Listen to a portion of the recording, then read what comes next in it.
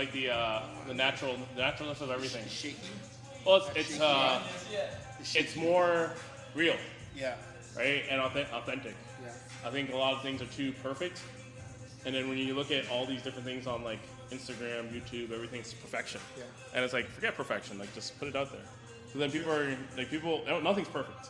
True. So it's like everyone's trying to be perfect for nothing. Yeah. All right, let me know when you're recording. Oh, okay, nice. All right, well, welcome to the Rise and Thrive podcast. We are on site at Full Send Gym. I am excited. I got my boy here, Mike Barnes, a.k.a. Michael Alexander, a.k.a. Mr. Muscles, a.k.a. Muscle Mike, a.k.a. the guy that is from the north, the strongest man in history. We only got one mic here, so if you're listening to this on Spotify, you're welcome.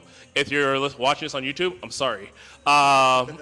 But we're going to interview Mike. We're going to talk about different things. He just opened up this gym. We're going to talk about opening up the gym, the type of work ethic that you actually do to get into the gym. But before we start into that, Mike, tell us about yourself. Okay. Where do I start? I've been training for I personally have been training myself now for about 23 years. That kind of dates me because, I've been training myself for about 23 years. I've bodybuilded, placed pretty high as a national competitor. I've competed internationally. I've trained all types of people, athletes. I do nutrition for a couple of Olympians right now. And then I didn't really see myself opening a gym. Well, there's a point that I did see myself opening up a gym, then I didn't see myself opening up a gym, and then this happened. So, I started off a good life like most trainers do, because if you're a trainer in Canada, it's just a great place to start and learn. They offer so much to you. There's a bunch of knowledge there, and you can either stay with them and grow, or you decide to step out and kind of do your own thing. I decided to step out and do my own thing, which is not as easy as many people think it is, but here I am. Nice. So, let's get into how did you get into the fitness realm? Because you said you played sports, Yep. and I remember you alluded to it while we were working out, talking about Birchmount, which has the beat program and track. Yeah. So let's talk about those early days. Okay, so I went to a school in Scarborough called Stephen Leacock, and they were really known for basketball, and that's what I actually played. I was really good at basketball, but I loved football. So loved football, wasn't as good as basketball. I was okay. I was really good at basketball. Went to Syracuse, the training camps and stuff there, and learned a lot of how to train with athletes and stuff there. That's kind of where my athletic background goes. And then I played football for Scarborough Thunder, so that was a really competitive football team. I made the team, I played, I started, was wide receiver. Oh shit, what year was that now? Ooh. 90s, 2000s? Yeah, that would have been 2002. Oh, so you're 2000 playing with maybe?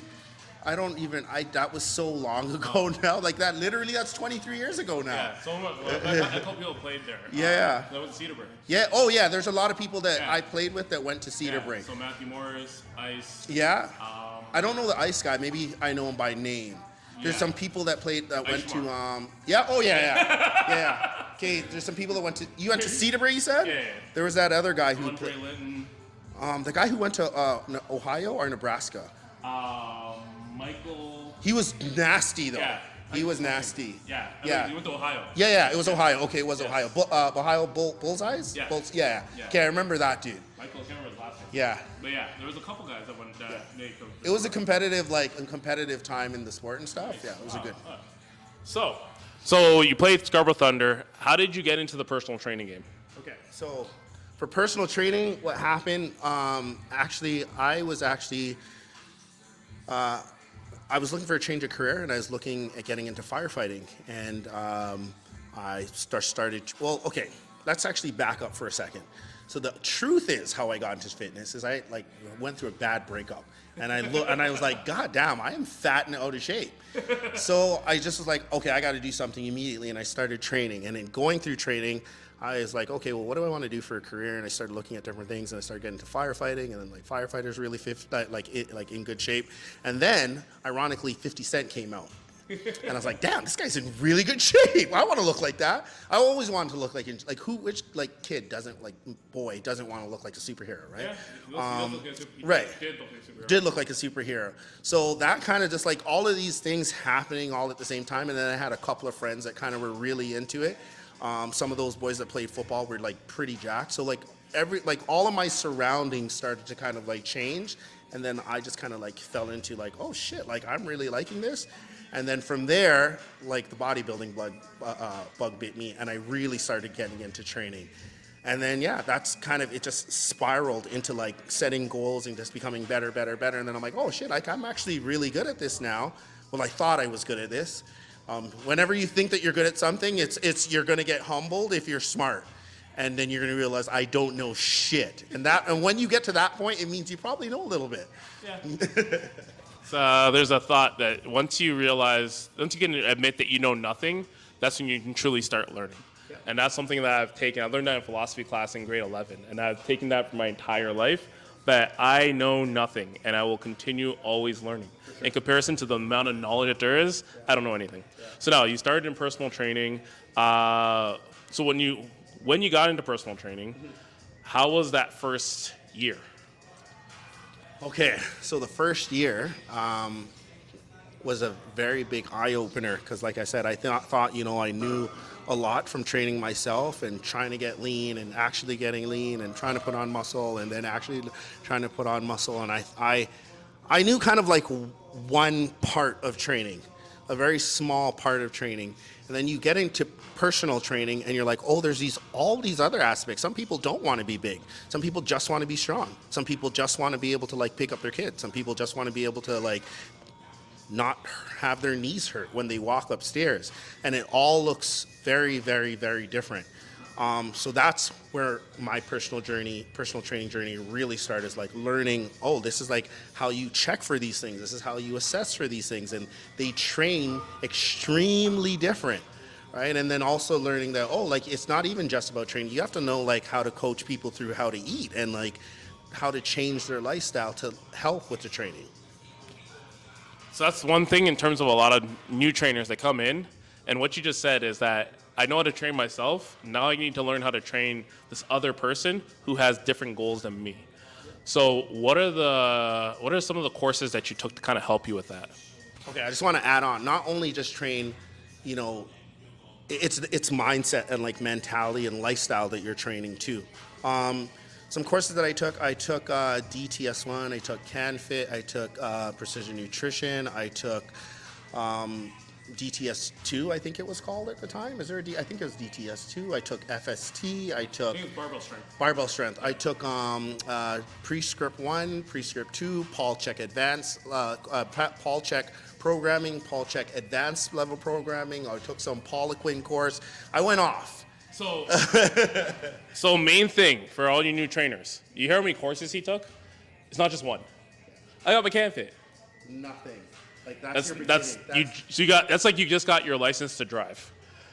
Yeah. You're not there yet, right? And the thing is that you've learned stuff, but you haven't really learned anything yet. So taking that next step. So you did a lot of courses, and you went invested into your knowledge, which, if you think about it, is that people pay $30,000, $40,000, $50,000 to university to get a degree that says kinesiologist, a kinesiology or bachelor's of science.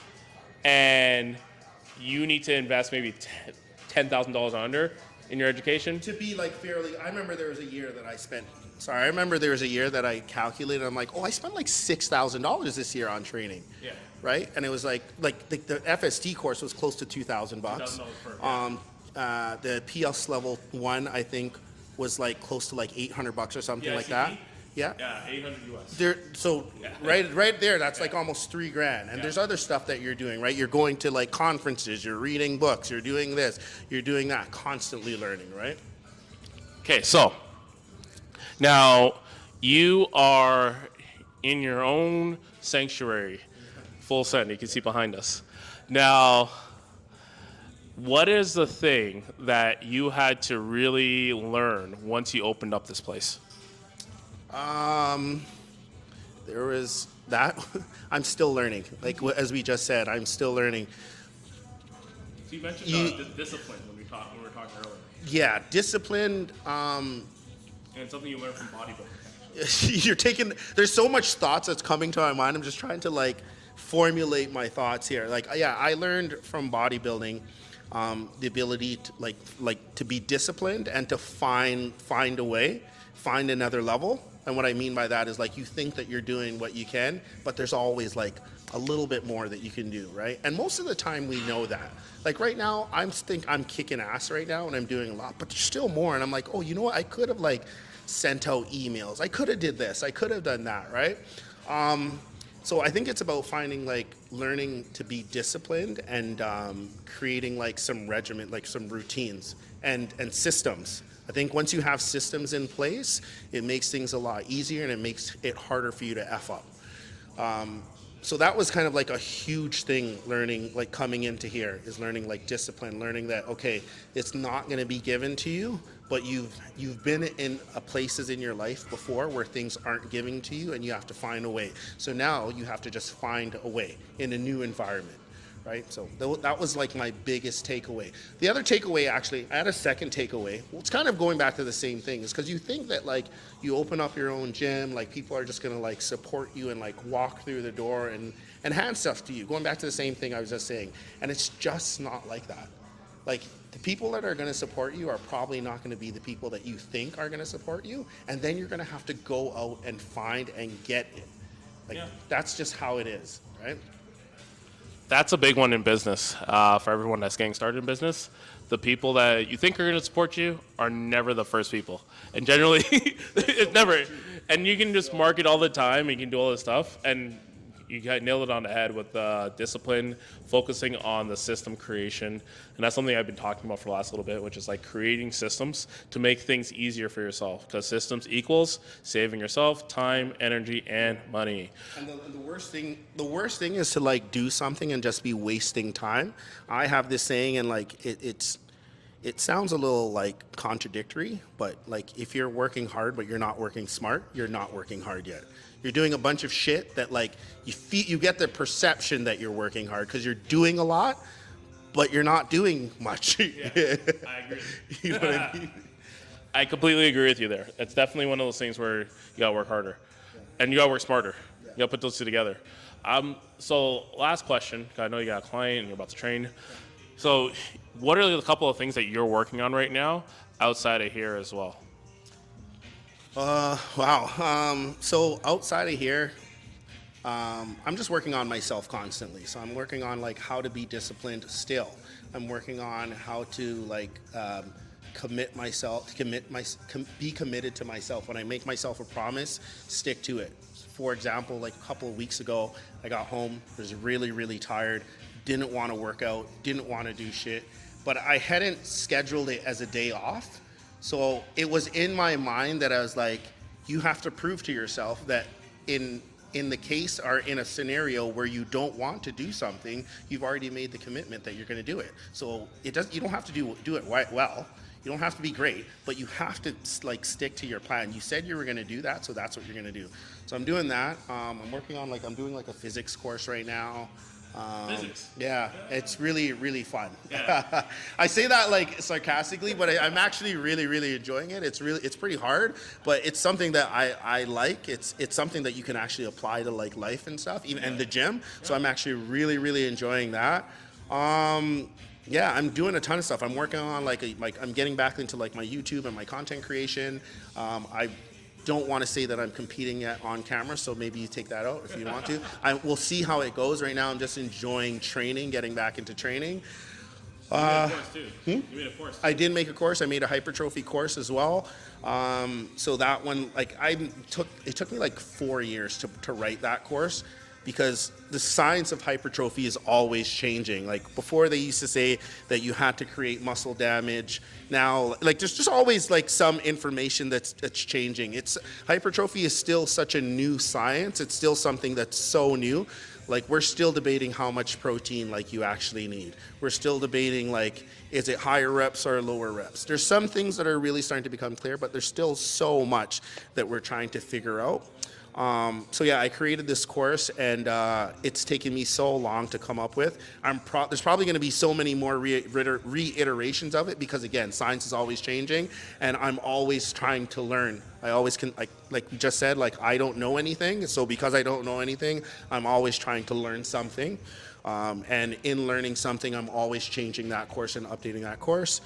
I'm getting into some group training now and some men's challenging just as a way of getting more people involved. Like right now, it's a very tough time financially for people. So giving them another option to train at a more discounted rate is something that I'm getting into. And that, I think that sums it up. There's a lot going on. There's a lot going on. Definitely, one of the things that you touched on was like you're involving yourself in a lot of different areas in the fitness realm where you're giving back, which is key. And I think as a lot of trainers, we have all this knowledge, but we are stingy with our knowledge. Share it. Just give it away. And just how you're getting this for free, give away your knowledge for free.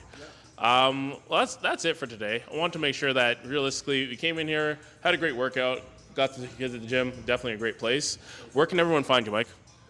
You can find me on YouTube at Watch Mike Barnes Lift. You can find me on TikTok at musclecoach.mike. Man, you can find me on TikTok as well. Same TikTok, I believe.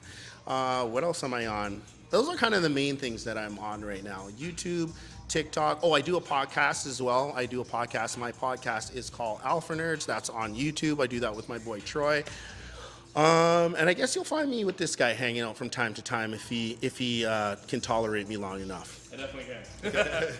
I definitely can. This won't be the last time I'm here. Definitely, if you guys liked it, make sure you subscribe to the channel. Make sure that you send it to a friend if you got any value out of this. Give. It's the spirit of giving, Christmas. And then make sure that you follow Mike on all those channels, all those socials. Follow Full Send on Instagram. I'll leave the link in the description so that way you guys can follow it. And then, yeah, that's it, guys. Thank you so much. Peace. Peace. Thanks, man. No problem.